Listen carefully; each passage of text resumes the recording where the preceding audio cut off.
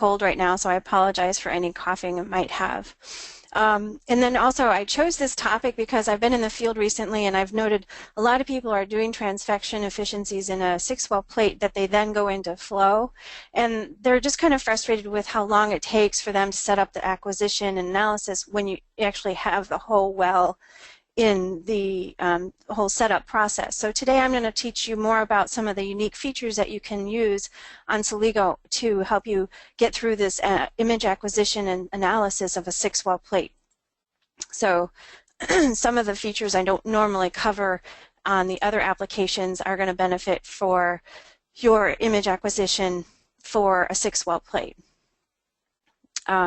So the first portion of my presentation is going to be more about technical notes. I'm going to cover what is confluence ratio, which is the application we're going to use today, what plate quality means and how it can affect your image quality, and then also FOR versus FOV, and what subsampling is in the acquisition, and then resolution of the images and resolution of the analysis.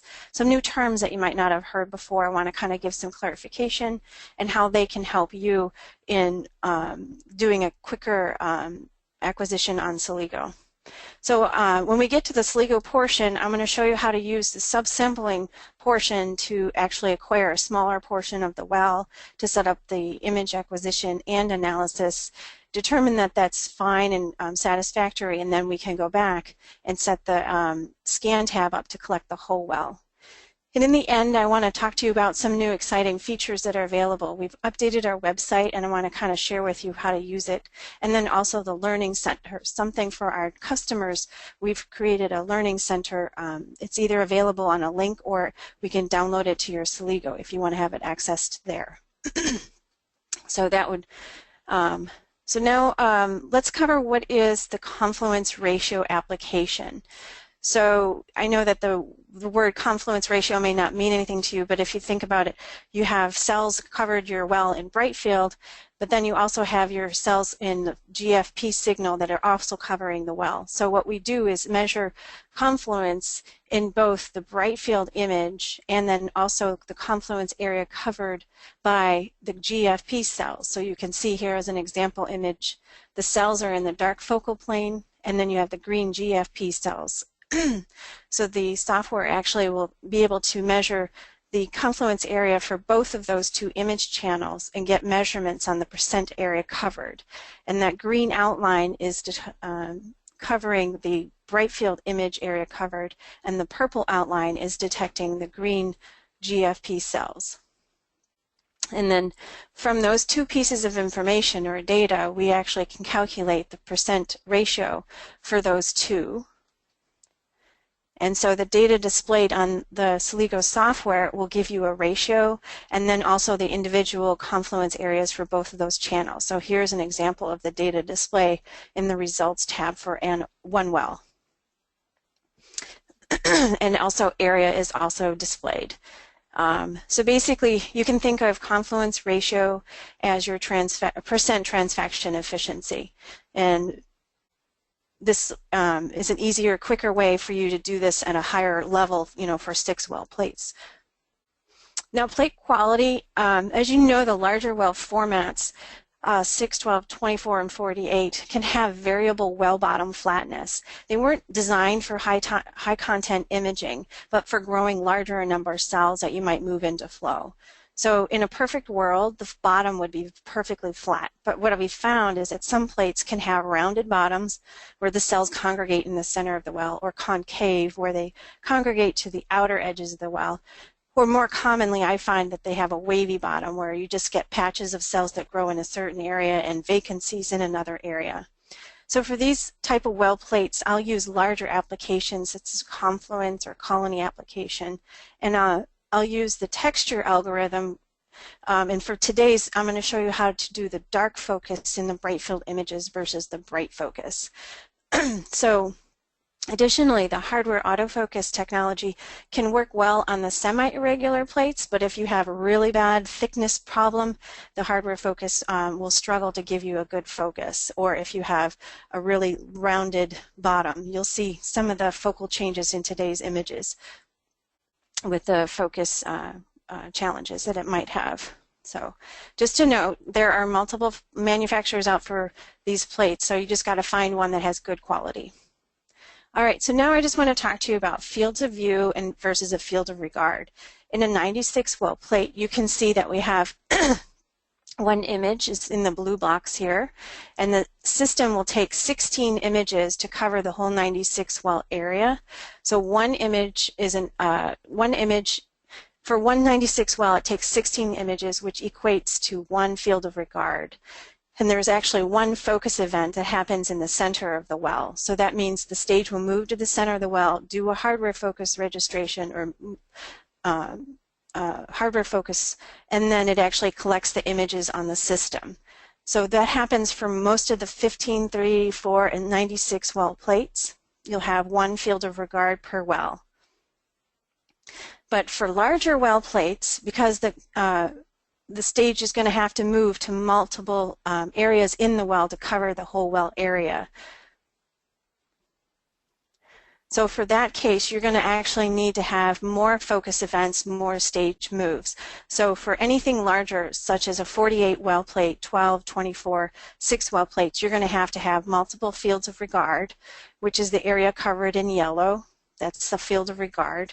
And then it takes the images within that area, and it does a focus event for each of those fields of regard. So this is for a 24 well plate. You can see it's got 9 focus points, 9 fields of regard. For different well formats, you can see for a 1536, we've got 1 field of view, 16 for a 96, and then for a 6 well, you have 276 fields of view. So that's how many images need to be captured to cover the whole area. And that's a lot, and that's why it takes a long time for the image to pop up in your Analyze tab to start checking out. Well, what I want to take advantage of today is a feature called subsampling. So this is something that I normally don't talk about in training customers because it's always, they usually end up using a 96 well plate as a starting point, but then eventually you get into the larger well formats for transfection efficiency.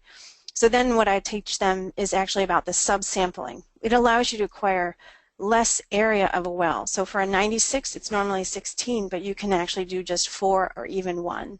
And then for a 6 well, for example, you can cover less area in different subsampling. I'll show you more about that in our acquisition today. So the next part I want to talk to you about is scan acquisition. The system actually acquires the images in the resolution of 1 micron per pixel, but you can acquire it in 2 micron per pixel. So in this case, if you can imagine, you have an image that has 2 by 2 micron pixels. The software actually, the camera actually acquire it in 2 micron. It merges those 4 together and to become 1. So for the bright field merging of this 1 micron to 2 micron, the pixel intensity is averaged. But for the fluorescent images, the pixel intensity is summed. So that means for the fluorescent image, you'll have to decrease the exposure time by a factor of 4. This will actually provide you a faster acquisition and a smaller file size for the images. So if you're interested in requiring in less resolute images, you can set it for 2 micron. But today we're going to acquire in 1 micron. The other portion you could potentially do as an option is analyze your image in less resolution. So in this case, you can take an image acquired in 1 micron per pixel resolution, but you can analyze it in less resolution. So just like we had acquired the picture in 1 micron per pixel and then merged it into 2, well, the software behind the scenes will merge those pixels to become a 2 micron per pixel image and then draw a graphic overlay according to that information for the object that you're looking for. But in the end, your image that you're going to see in the results tab will still truly be a 1 micron per pixel image, but the graphic overlay will be of a less resolute definition. So you're going to see less definition on your objects. This is great for larger well applications like cell confluence and colony detection and tumor spheres. This is a faster way to get through analysis. It's much faster. So this is what I'm going to showcase today. Just to kind of give you a little bit more idea of what I mean by merging pixels, here I have an example of a 1 micron per pixel image of a GFP adherent cell line. Below you have a suspension cell line. And then when you do the 2 micron per pixel merge, you can see how the pixels actually get bigger. So that's just less information for the system to actually have to process, and that's why it makes it faster. So in general, you have to think that if you decrease the resolution from 1 micron to 2 or 4, you're actually losing accuracy, but you're actually saving time in analysis. So that's just the trade-off. In general, remember, large object applications can afford a slight decrease in resolution, and smaller object applications like size perform better at the highest 1 micron per pixel resolution. All right, so let's get into this scanning, how to do this. So in the Start tab, we're going to select a 6-well plate. And in the drop-down menu for the vendor type, there are certain ones that are provided profile-wise on the system from all the vendors that you guys are commonly knowing. Today, we're going to pick out the Griner plate 657160. This is a 6-well clear wall TC-treated plate. So we're going to give ourselves a plate ID, and then we'll click Load Plate. The stage will open up, and you put your plate on the stage. When you're ready, you click OK, and the stage will move back in. Now for this plate type, the motor slows down to a speed that actually will not slush your liquids around or your cells around. So that's a default for all large well format plate types. I can show you later how to adjust that. For the application in the drop-down menu, let's select confluence ratio. This is a 2-channel application. Confluence 1 is the name of the first channel, and Confluence 2 is the second channel. We'll be collecting the bright field images in 2, so let's start setting that up first, and then we'll come back and do the green cells in channel 1 afterwards. So channel 2 defaultly comes up to the bright field illumination. Let's just adjust the focus type to custom. This will set the illumination exposure to 1 setting during the acquisition. And let's click Auto Calc, and we'll actually let the system determine what the exposure should be to get a pixel intensity for the background of the bright field image to be between 125 and 150. Next, we can scroll in and then click Focus Setup. And then the dialog box opens up. We'll stay with hardware autofocus, but I'm going to change the focal plane type to dark focus. Normally you would always use bright focus for your cell counting, but today we're going to try out dark focus. And then click Register Auto. The system will move the stage up and down and study the different pixel intensities to give the right contrast or whatever selection you have for your focal plane. And today we're going to do the dark focus. You can try this type of application in the bright focus. It really depends on your cell type. If you have really flat cells, you might be better off with the dark focus. If you have a little bit more morphology into your cells, then bright focus might be okay. Okay, so now we can close the dialog box, and then I just want to look around and see how does the focal plane look in this well image. It's less flat over here in the left-hand corner. It's got less dark contrast. So let's just move around. You can see there's more contrast as we move around into the upper right corner. So this is due to the well flatness, really lack of flatness across the whole image. And this is just one image. So you can imagine the rest of the plate's going to be slightly challenged for these images. So what I want to do now is adjust the focus just to be a little bit more in the dark focal plane for these areas that are really starting to lose the contrast, the pixel changes. So we'll go into the live camera mode, and then we'll move the stage to be a little bit higher to see if we can get more dark focus contrast in that area that's on the lower left. We can just change the speed of the stage. Whoops, maybe that's a little too fast. So we can slow that down a little bit. and then move that up. Now you can see slow changes until we get to the right focal plane that those flat cells are really, or there. All right, so that's better. 19 microns positive from our hardware focus registration gives these cells a little bit better contrast. So let's click set offset, and that information will populate up top here in this box. And so now we're telling the system, do the hardware focus and then move 19 microns up and take the bright field image. So that ensures that we get dark focused cells in all of the images, regardless of the wobbly or wavy focal plane. So now we can set channel setups for Confluence 1 for a green illumination. So the default comes up as blue. Let's just switch it over to green. And then I use the camera snap control instead of live in case I have photobleachable protein fluorescent signals.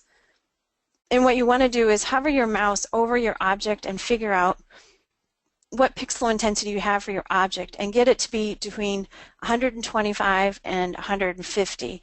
This will give you the object you're interested in the middle of the camera range. So 10,000 is the default. Let's move it up to maybe 40,000 and see if that does it. So all I'm doing is just clicking snap and then looking at my object of interest.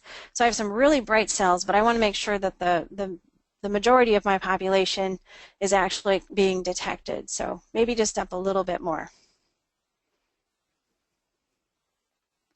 Let's try 50,000.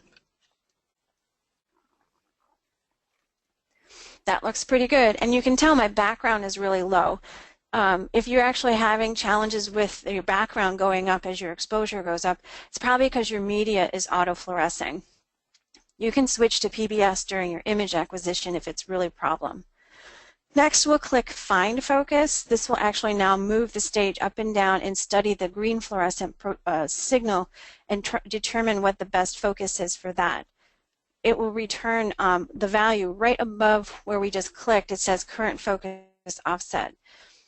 When it ends, it'll be showing that value, -18, from the hardware focus registration position. So we're going to click Set Offset. So now when we acquire the images, they will now acquire 18 microns negative from where the system hardware focused for the green image.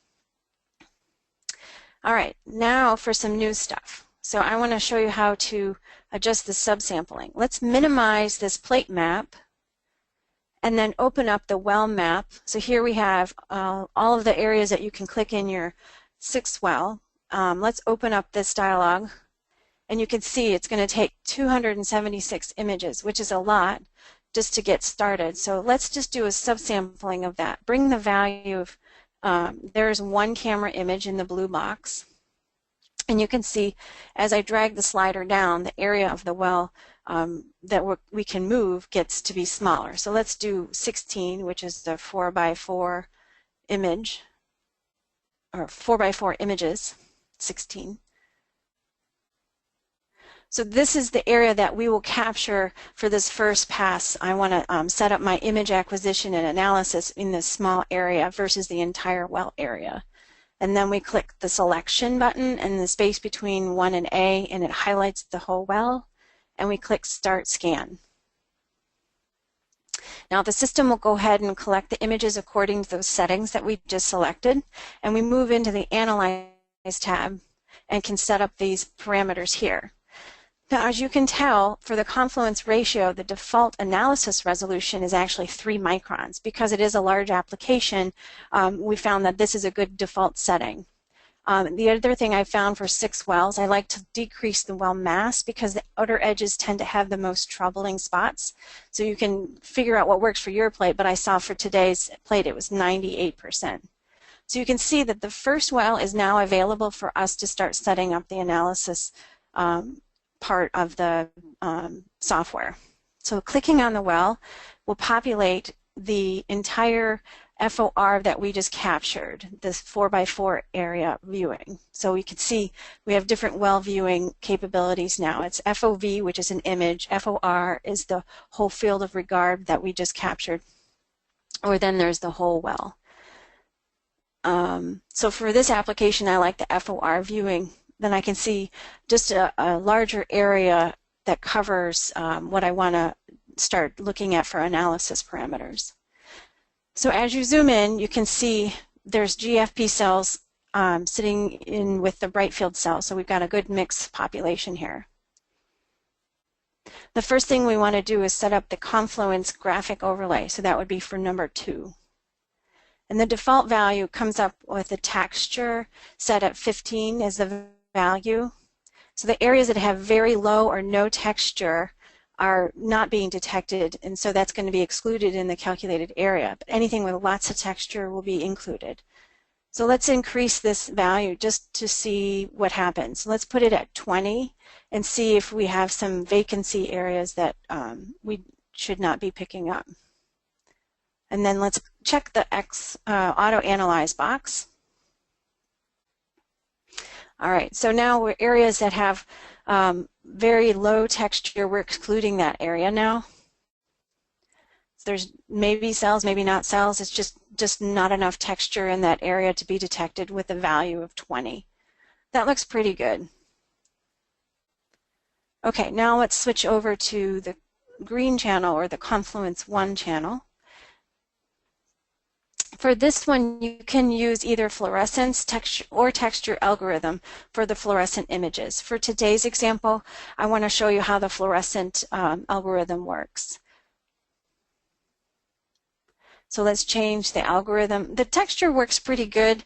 And say if you have a lot of background in your image and you're struggling with the fluorescence algorithm, I would switch back to the texture algorithm. That's where I found the texture helps, is when you have a lot of background and very little signal. But today I have a good signal and low background, so we can just see how the settings work with the fluorescent algorithm. Okay, and then also for the pre-filtering, it's defaulted at 50, but if you have single cells that are being excluded in your analysis, I would decrease this down to something like 25 so you can pick up those individual cells that maybe were excluded before. So remember, the identification section will pick up anything it has according to those settings, and then the pre-filtering section will filter out objects according to those parameters in that section. So it looks like 10 might work for this image set here. That looks pretty good. You can just drag the image around and see how it performs over some of the other spaces. That looks pretty good. Majority of the objects are detected just fine. And you can see with the 3-micron resolution, it's a little bit more blocky like object identification. And this will help speed up the analysis for our larger image acquisition later. So then let's just click Start Analysis and see how the data performs for the whole, all of the wells according to these settings. And now you can see that for the well level display, we're actually showing you the merged image in a low resolution thumbnail view here. And the data displayed is currently default to show up as a confluency ratio. So this would be your transfection efficiency.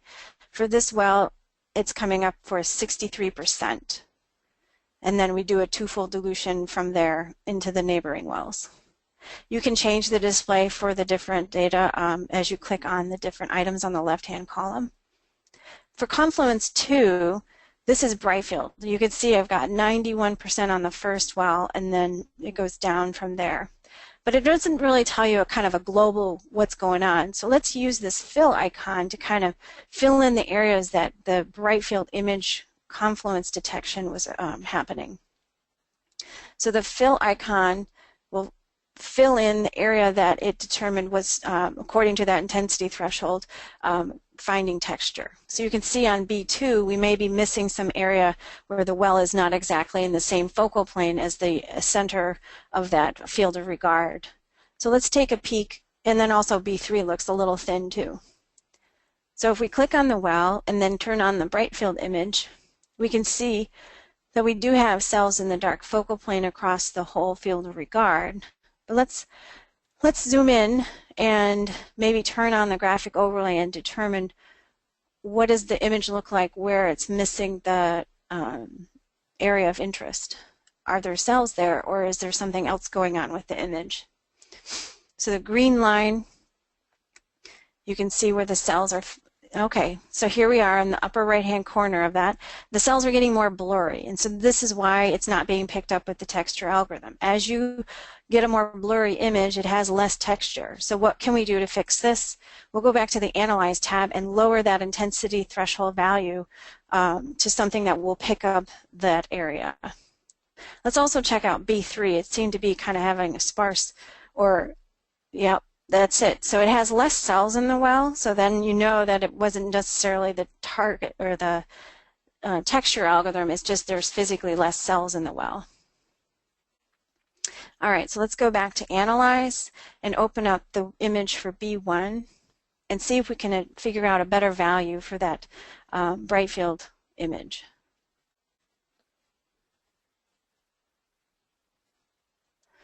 Okay. So here we have the 4x4 image stitched together in the field of regard view. In the upper right corners where we're missing the confluence algorithm. So if we zoom in, and now let's switch the channel to confluence 2. And then the value set at 20. Let's move it down to 15 and see if that improves where the cells are slightly blurry and out of focus.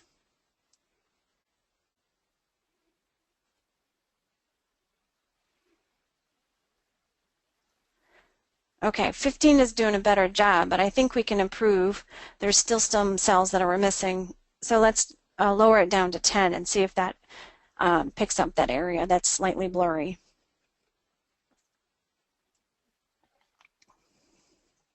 Much better. I like that. 10 seems to be much better than 20. So what we can do now is just go ahead and hit Start Analysis. And because we've done 3-micron resolution and a smaller subsampling of the area, this analysis should happen really quickly.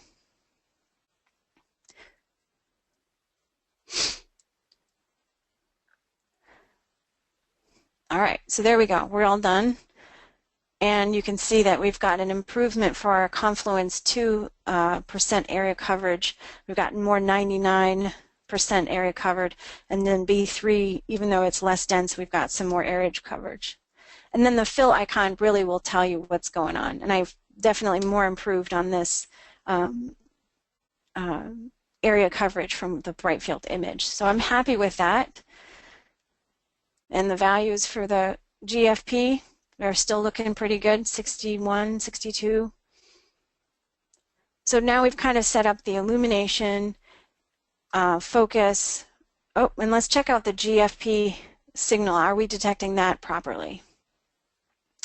Clicking on a well, and then you can zoom in, and at a higher viewing level, or when you zoom in like this, the graphic overlay for the channels will start to appear. So the purple outline is picking up the GFP cells.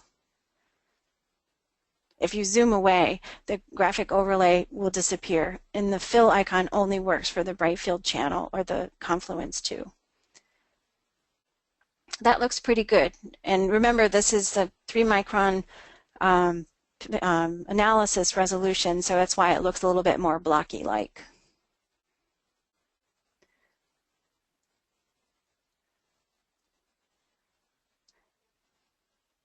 So if you're not happy with the blockiness, you can try 2 micron per pixel and see if that is better for your detection area. But for the most part, I think this looks pretty good for a high-level transfection efficiency.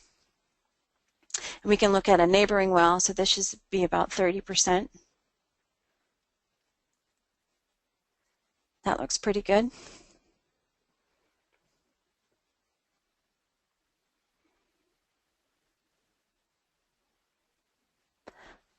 And then this is the 1 micron per pixel image, so you can see that we have still retained the detail of the cells in the 1 micron image resolution.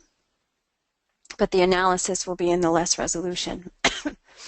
So let's go back to the Analyze tab and save these settings. So say if you have a few plates of this type of setup, then you can basically save these settings and put the next plate in and recall the settings real quick, and you don't have to go through all of this evaluation.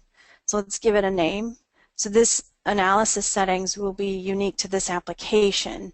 It's not necessarily tied to a plate type. So if you did a 12-well next, you could throw this analysis settings on that 12-well plate. And then also let's go back to the Scan tab and set the whole plate to be acquiring the whole well. Right now we've done a quick setup for the 16 FOV. What we can do now is open up the sampling settings and bring it back up to the 276 well FOV. But as I move the slider, note the values you can actually adjust to in different combinations. So you can do any one of those subsampling formats for your either image acquisition as a setup portion or even as your final if you didn't want to do the whole well. And then the last thing is I want to change the motor movements. Instead of the slow motor, I want to move it to fast. So clicking the advanced button opens up this menu, and it's defaultly set to smooth because it's a large well. And we're going to change it to fast because we have adherent cells and they're not going to move around. It was designed for if you had suspension cells or embroid bodies in there. And then we've moved over to the Analyze tab after we hit Start Scan. The analysis settings are still there. And now we can hit Start Analysis. The system will now go ahead and acquire the images and analyze them according to those settings that we set up from the 16 FOV, but now it's for the whole well. And you can see right off the bat the confluence ratio is very similar to what we had acquired in the 16 FOV. And just to note that the 6-well whole well plate 2-channel will take about 15 minutes in its entirety.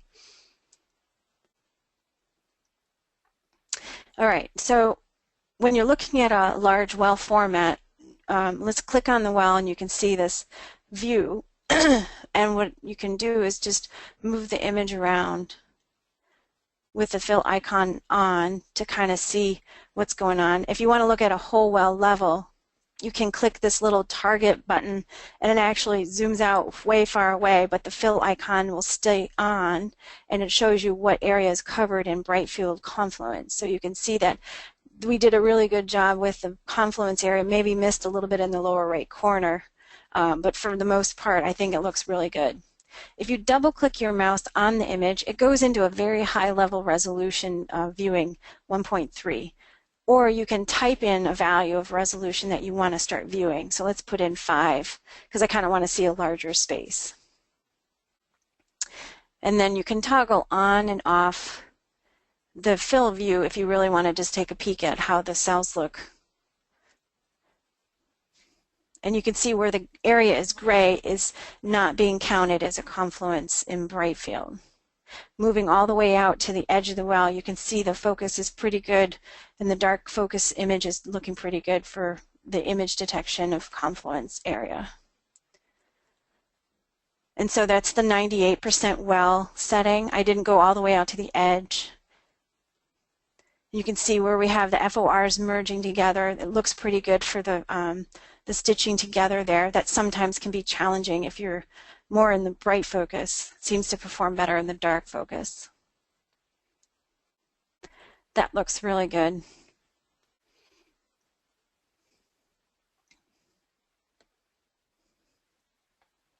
So I'm just moving around, just checking out how it looks on one of the wells.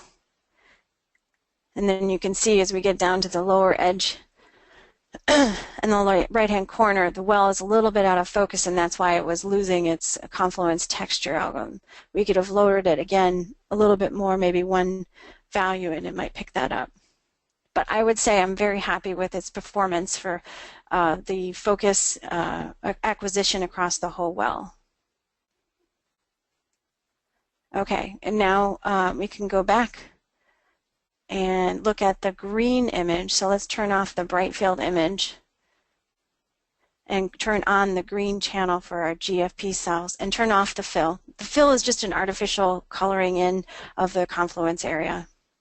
This is the green image. We just double click the image here and you get into that high zoomed level, 1.3 micron per pixel zoom level. And now we're looking for the proper detection of the fluorescent image. And when you're in this high zoomed in levels, 2.2 micron per pixel, when you move the image over, it takes a second for the image display to actually pull up those high resolution image, because you're still really looking at 1 micron per pixel, which is a lot of information to display on the image screen here if I'm moving pretty fast. But the confluence area for green looks pretty good. Anything outlined in purple is part of the confluency 1 value. 62%. And then again, clicking the target value will actually move you far, far away and see the whole well view. Okay. So here, again, let's check out the fill and see how did we perform from a whole well. It looks pretty good. You can see where the upper edges of B1 might still continue to go out of focus, so that's just going to be inherent from your plates that might have some challenges. Lowering the intensity threshold 1 more digit might help that. And then toggling on the heat map allows you to see the data display. We've got about 62%, and then we do that twofold dilution. So it looks pretty consistent. And then you can see the bright field is all around 95%, and then that low density well in B3 is still showing low density. That's pretty good. So that shows you how you can quickly set up your settings with subsampling and then going back and bring it back up to the whole well on the scan tab. Here's some timetables for you if you want to see how long some of the other subsampling settings are. We were doing 16 FOV, but these are different other combinations you can do with the percentage of area that's covered. And then the whole well takes, for 2 channels, this whole table is regarding 2 channels. So the whole well will take about 15 minutes. This is something you can use for your thinking about for your plate. Now I want to talk to you about some new resources available to you. When you go to our website, you'll see this little picture. So if you click on the picture, it's not obvious, but if you click on the picture, it actually brings you to this page. It's called our Wheel of Applications. And we've kind of broken out them into different groupings. So if you're looking at fluorescent assays, you can click on that area of fluorescent assays and learn about the different ones you can do on Celigo. If you're looking at tumor spheres, then you can click on that 3D models and learn about the different ways you can use Celigo to study tumor spheres. Or cell line development. What can you do on Celigo for the oral cell line development? And even stem cells. So the other thing that we have made available to our customers only is this Learning Center. So it will be, for new instruments, it's automatically installed on your instrument. For older customers, we can either send you a link or have a service person come and install it. And it's basically blocks of information. So if you want to learn how to do a certain application, you can watch a webinar or open up the application protocol. If you want to see what publications are out there using Celigo from our customers, you can click on that box. So if you want more information like this, contact us and we can help set you up. So anything beyond what you've got going on, you can use this information to teach you more. So today we've covered a lot of new terminology and things that will help you kind of understand some more features about Celigo. And then we showed you how to acquire using the subsampling and then switching back to the whole well. And then finally I gave you an update on some new resources for you if you want to learn about some new applications you're not quite familiar with on Celigo. So at this point I'd like to open up the forum so we can ask some questions and I can help provide some answers. Great. Thanks, Sarah, for the great presentation. Like Sarah said, we are opening up this time for any questions our attendees may have. So we're going to give you guys a minute or two to type them in.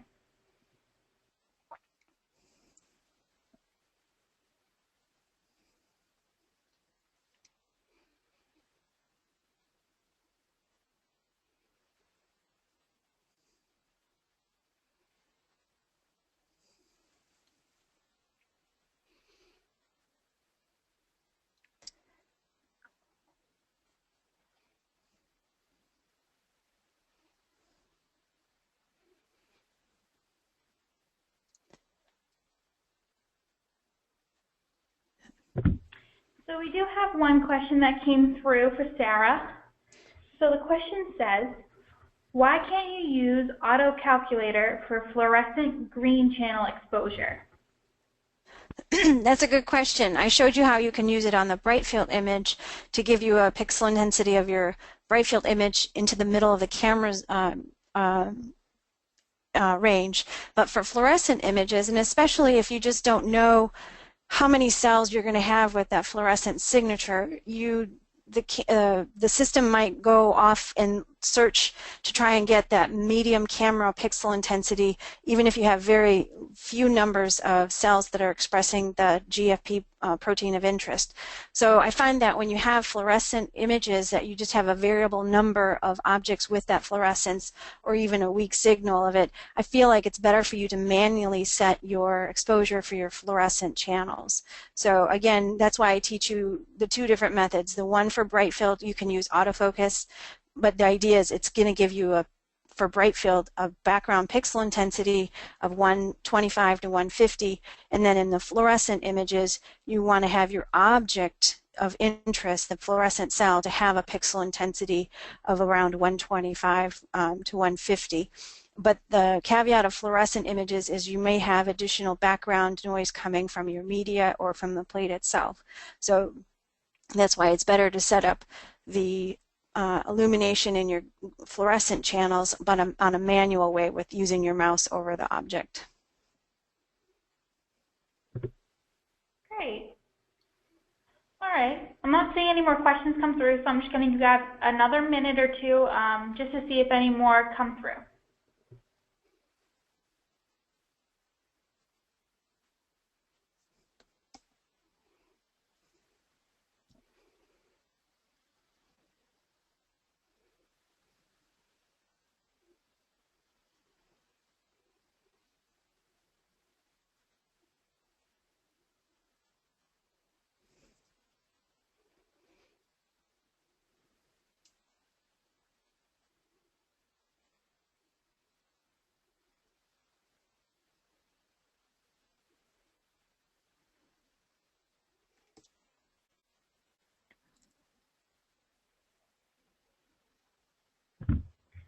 Okay, I'm still not seeing any questions coming through, so that's totally fine.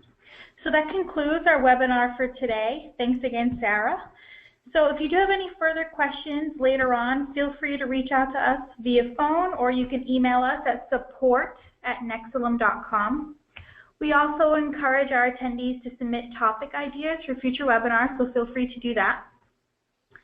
We also post all of our past webinars on our website on the help and support page at nexilum.com, so feel free to check those out. And again, today, this session was recorded, and you will receive a link via email to the recording, and you can watch it again, or you can pass it along to a friend or colleague. We hope you'll join us for our next Celigo training webinar in the new year. It should be January 12th. Again, thank you, Sarah, for a wonderful presentation, and everyone have a great day.